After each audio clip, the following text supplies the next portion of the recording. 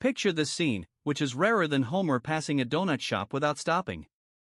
You are sitting at your kitchen table on a Tuesday morning, sipping coffee in your pajamas like a lazy king. Suddenly your phone buzzes with a notification that $1,000 just landed in your bank account out of thin air.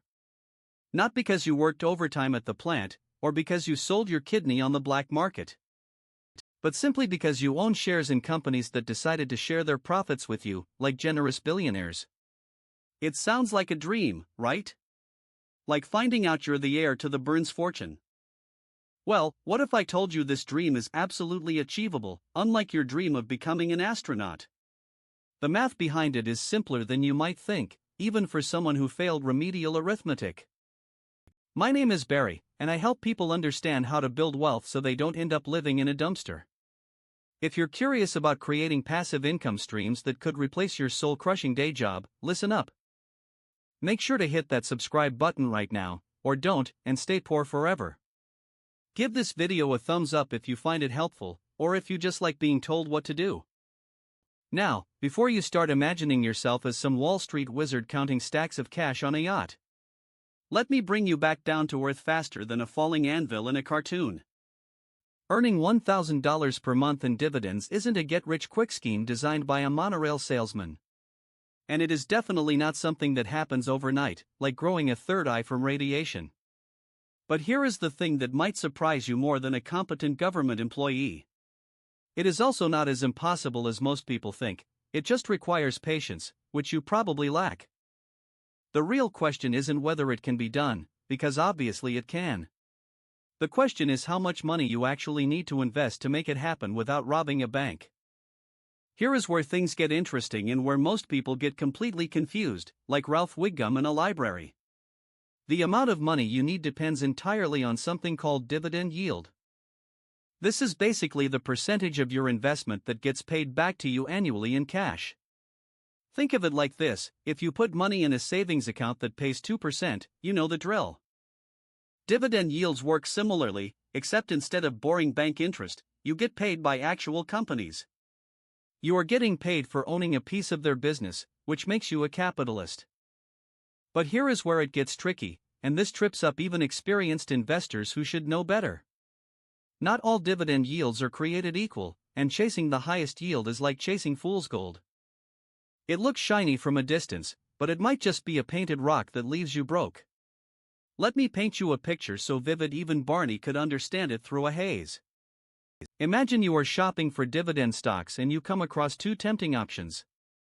Company A offers a modest 3% dividend yield, which is boring but safe like Ned Flanders. Meanwhile, Company B is flashing a tempting 12% yield like a neon sign in a red light district.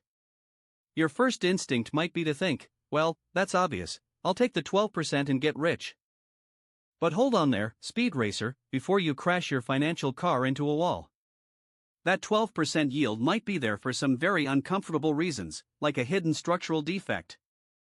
Sometimes a sky-high dividend yield is like a clearance sale at a discount clothing store. Everything is marked down because something is wrong with the merchandise, like pants with 3 legs. In the investing world, an unusually high yield often signals that the company is struggling desperately. The stock price has plummeted, making the yield appear artificially high, like a trap for greedy idiots. Or the company is paying out more than it can actually afford, bleeding cash to keep shareholders happy. This means those generous payments might disappear faster than free donuts in the break room. This is why smart dividend investors typically look for yields that fall between 0.5% and 5%. Yes, I know that sounds conservative compared to those flashy double-digit yields that promise the moon. But remember, we are trying to build sustainable wealth here, not gamble our money away. We don't want to bet on companies that might cut their dividends tomorrow, leaving us high and dry. So, let's get into the real numbers and stop fantasizing about winning the lottery. If you want to earn $1,000 per month in dividends, you are looking at $12,000 per year.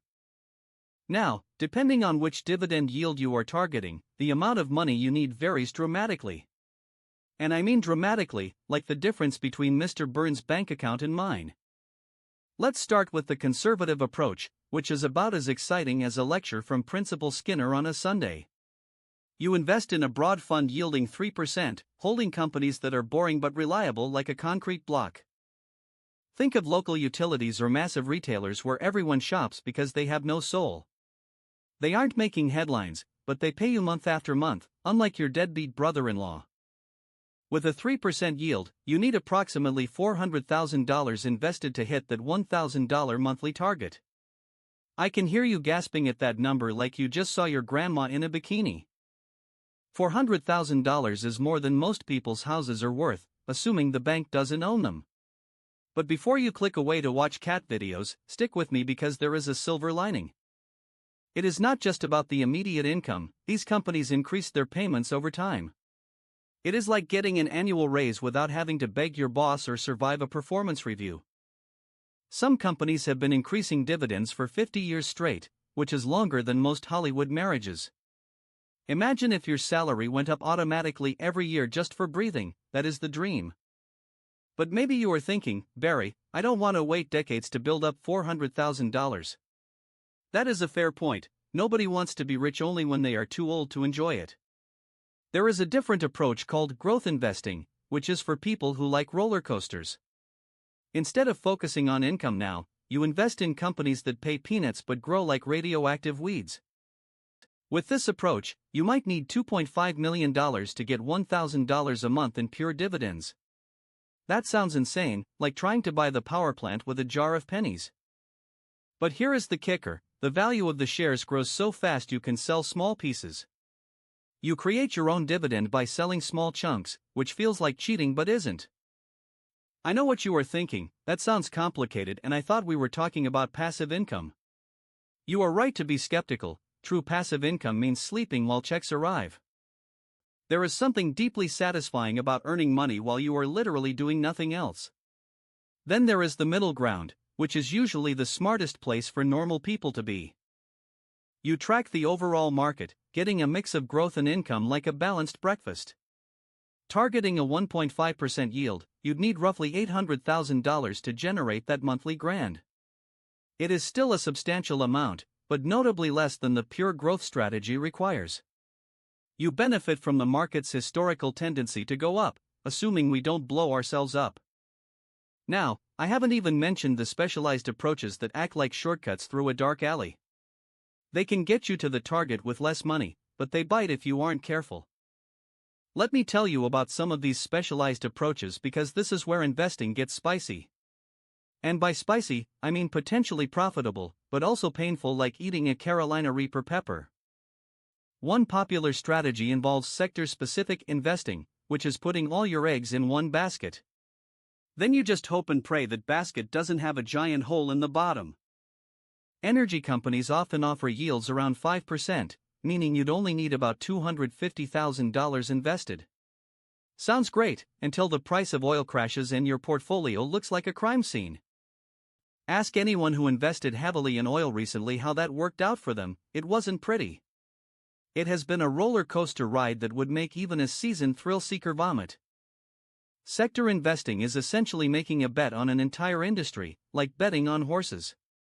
Sometimes you win big, and sometimes you learn an expensive lesson about diversification the hard way. Energy companies pay well when oil is high and business is booming like a fireworks factory. But when the market shifts, those dividends disappear faster than your motivation to go to the gym. Then there are real estate investment trusts, or REITs, as the cool kids call them. These companies own income-producing real estate and are legally required to pay out most profits. It is like being a landlord without having to fix toilets at 2 a.m. for angry tenants.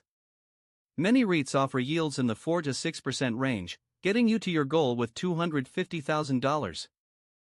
But here is where REITs get interesting and slightly complicated, like a relationship status. They are sensitive to interest rates, economic conditions, and whether people actually pay their rent. When the economy is humming, REITs perform beautifully, paying you consistently like a clock. When things get rocky, they can test your patience and commitment to passive income.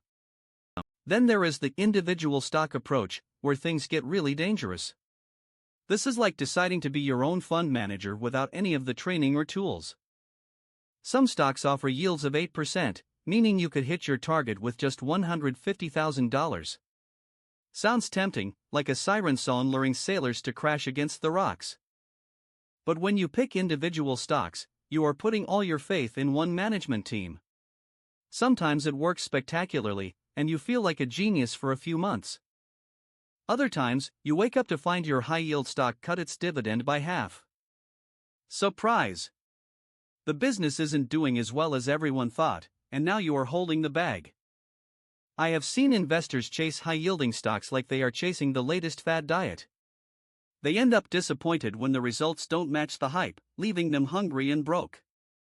The appeal is obvious: earning more money with less capital sounds like a great deal for lazy people. But the risk is equally obvious once you realize unsustainable dividends are a ticking time bomb. This brings us to a crucial concept most dreamers overlook: sustainability. It is not enough to find investments that pay today, you need them to pay tomorrow and next decade. If you rely on dividends, you are entering a long-term relationship with these companies. You want a partner who is stable and boring, not one who runs off with the pool boy. This is why successful investors focus on dividend aristocrats, the royalty of the stock market. These companies have increased payments for 25 years straight, through wars, recessions, and alien invasions. They are the Warren Buffetts of the world, steady, reliable, and drinking cherry Coke. Companies like Coca-Cola or Johnson & Johnson won't surprise you, which is exactly what you want. But here is the catch: these reliable payers don't offer the highest yields. You might only get 3%, meaning you still need that terrifying $400,000 pile of cash to hit your goal.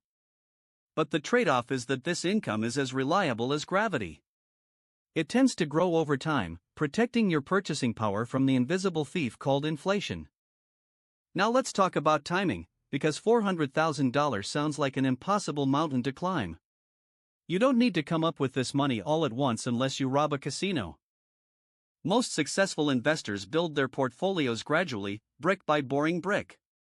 They use dollar cost averaging, which is a fancy term for buying stuff constantly regardless of price. Instead of finding a lump sum, you invest $500 or $1,000 a month from your paycheck. Over time, your capital grows, and the dividends buy more shares, creating a feedback loop.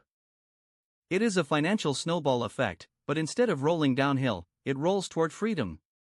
Those early payments might seem tiny, like $50, barely enough for a tank of gas. But they are working around the clock to help you reach that $1,000 target. It is the classic story of the tortoise and the hare, except the tortoise gets to retire on a yacht. Here is where most people mess up: they get excited about the cash and spend it. They treat dividends like free money for toys instead of soldiers for their army. Spending your dividends early is like planting a fruit tree and then eating the seeds. You are destroying the potential for a massive orchard just to have a snack today.